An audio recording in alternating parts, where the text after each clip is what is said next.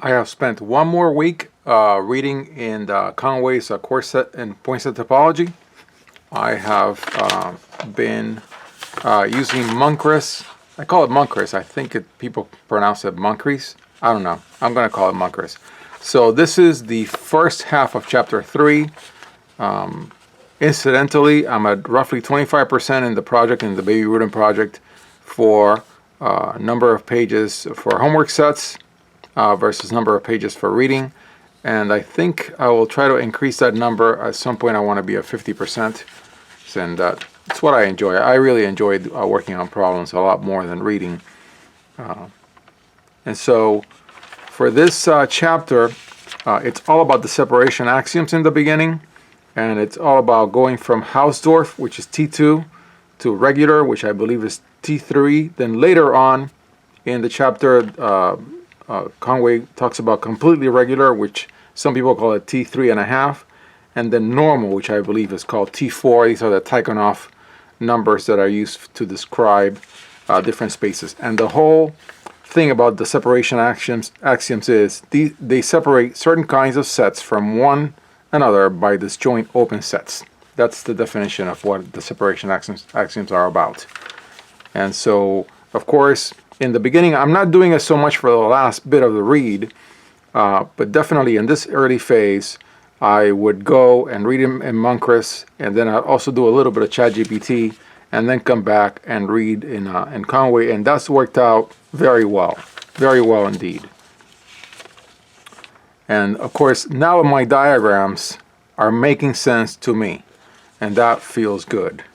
Conway has a lot of content that is not found in other books, and I like that because I know that when I come back and I do the problems, I'm going to use my ever-growing stash of topology books. Actually, I have 2 more on the way. One that I just received and another one on the way. And I'll make videos about those 2 because one of them is, I believe, one that that Conway uses for his proofs. And I'm very curious about that book. And another one has solutions, which I didn't know there was a book out there with some solutions. So separation properties. Here you have the Tychonoff axioms. I got these out of ChatGPT. So yeah. Normal, T4, regular, T3. Of course, not in here is completely regular, which is T at 3.5. Hausdorff, T2. T1 and T0 are even less restrictive. Yep.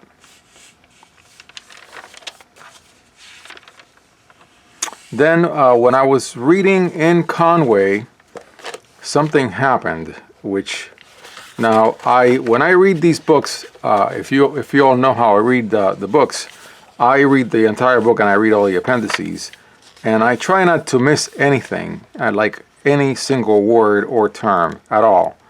But in this case, I believe Conway did not have a symbol that I think there's a symbol that he did not add to his list of symbols, and it's the symbol that goes, G is a restriction of F to Y.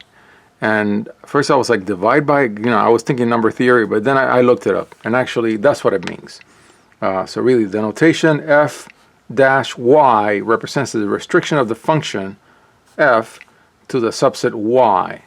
So now, and I could draw the diagram and I could understand it. I don't think I'm going to find it in the book, and I don't want a page for half an hour for you guys. But yeah, so a term that is not defined, I believe, in the book.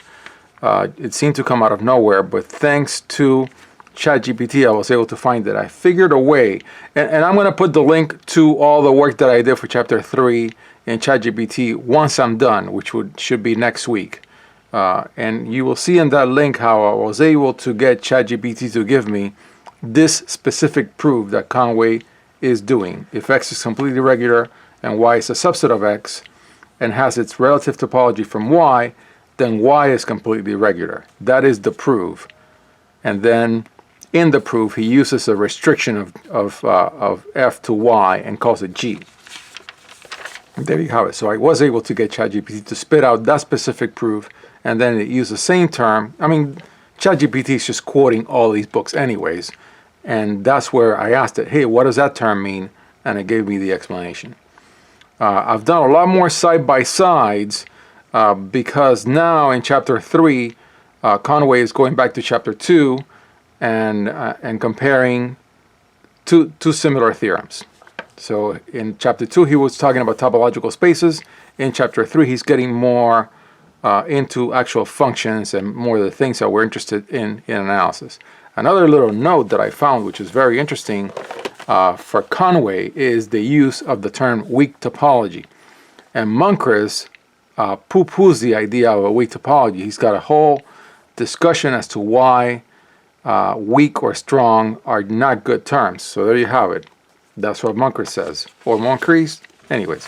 Also, out of curiosity, I put into ChatGPT a comparison of the advantages and disadvantages of using basis and sub-basis in proofs. And so I got that out.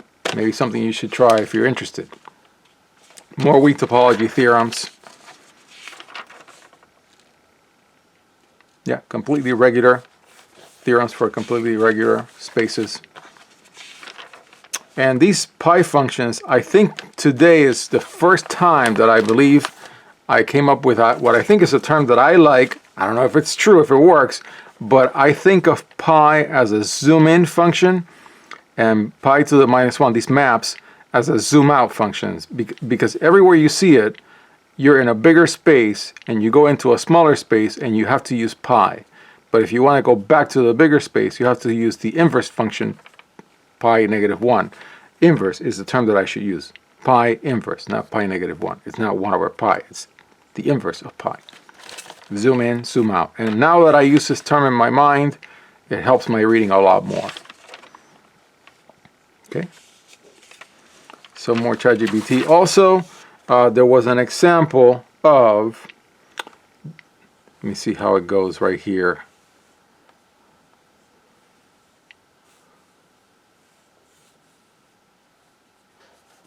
Oh, I was trying to figure something out. There's a special example that is mentioned in Conway but thoroughly described in Munkres.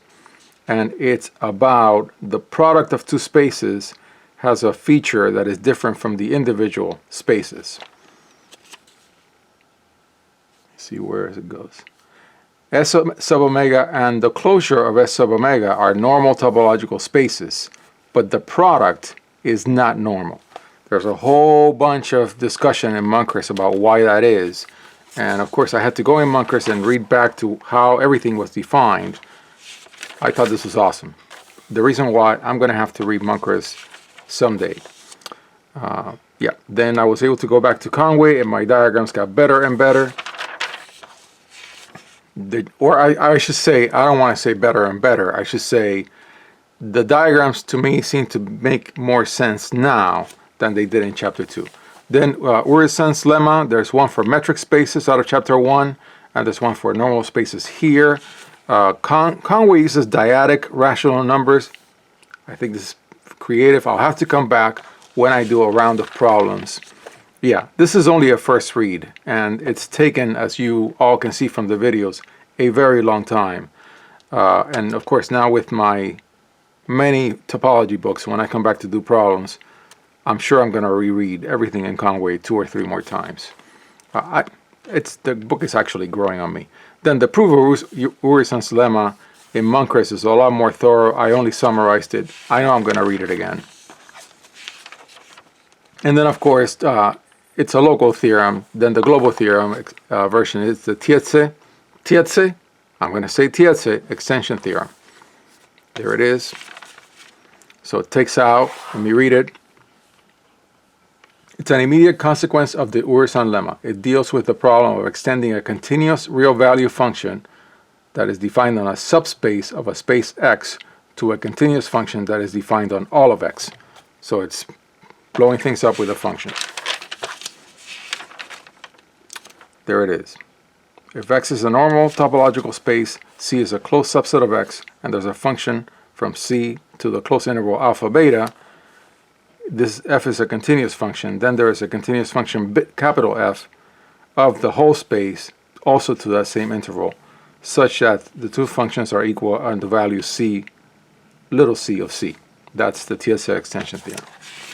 So these are major theorems in topology, and this is why chapter 3 is where a lot of, I mean, just everything just gets put together, and that's why I'm actually enjoying chapter 3, even though I was kicking and screaming in chapters 1 and 2, just because I want to be treated like a baby as always. Then we have a stone sec compactification. I keep calling it stone check, but it's CECH. And that is very well explained. Read it. Read about it also in Munkres. Yeah. So if X is completely regular, then there is a compact space beta X and a homomorphism tau from X onto a dense subset of beta X, such that for every bounded continuous function F, there's a continuous function F of sub beta.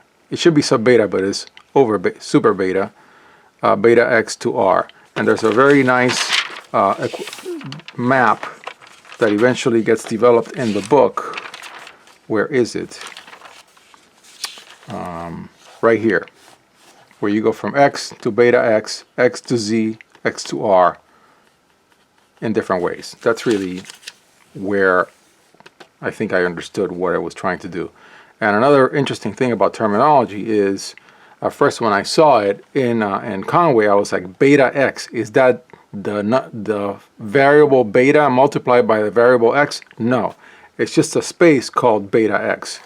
In Munkres, it's called beta of X, but that terminology threw me off, but now it doesn't anymore, because now I realize it's just a name. It just happens to be a space that has 2 letters as a name instead of 1. Local compactness, and that's what I'm reading about now, and it's going to take me a while. It's a very long section, and I'm sure I'll do a little bit more in Munkres and ChatGPT, but in this particular case, because I've become more comfortable with Conway as I almost complete the book, I actually did not read in Munkres to read this section. I'm going to do it the other way around, because it seems to be making sense to me. And yeah, and then here I compared to the Berry category theorem, but I have to go back and read a lot about this. So I've just barely started.